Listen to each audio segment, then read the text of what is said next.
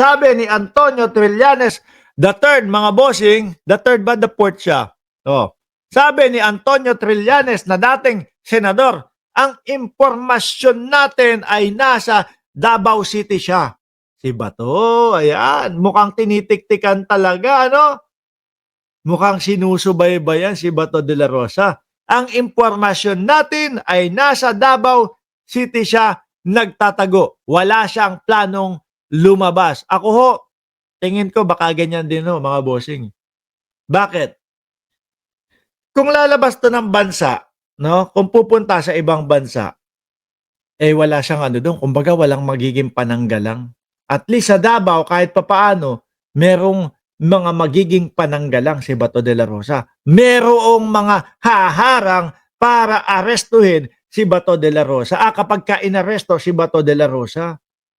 Di ba? May mga magtatanggol kay Bato de la Rosa, mga bossing. Pero Bato kung yan ang pinapaniwalaan mo, kung maalala mo, diyan din sa Davao at mismong doon pa sa loob ng imperyo ni Kibuloy, siya nahuli. Davao din 'yon.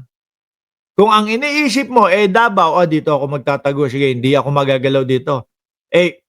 Malabo ata. Lalo na kapag si General Torre ang nakahawak nung kaso at aaresto kay Bato de la Rosa ho, mga bossing. Doon sa tao naman na yun, walang mahirap na arestuhan eh. Biruin mo nga, isa sa pinakamataas, no?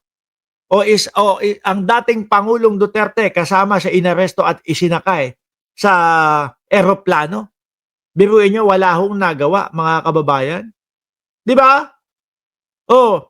Kung lalabas man ng Pilipinas si Bato de la Rosa, mawawalan siya ng pananggalang.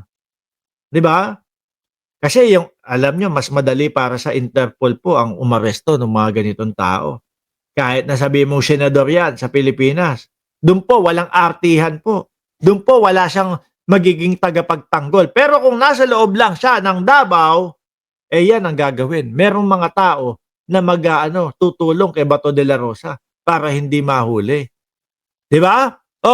Nagtatago, wala siyang planong lumabas. Hindi na yan magpapakita.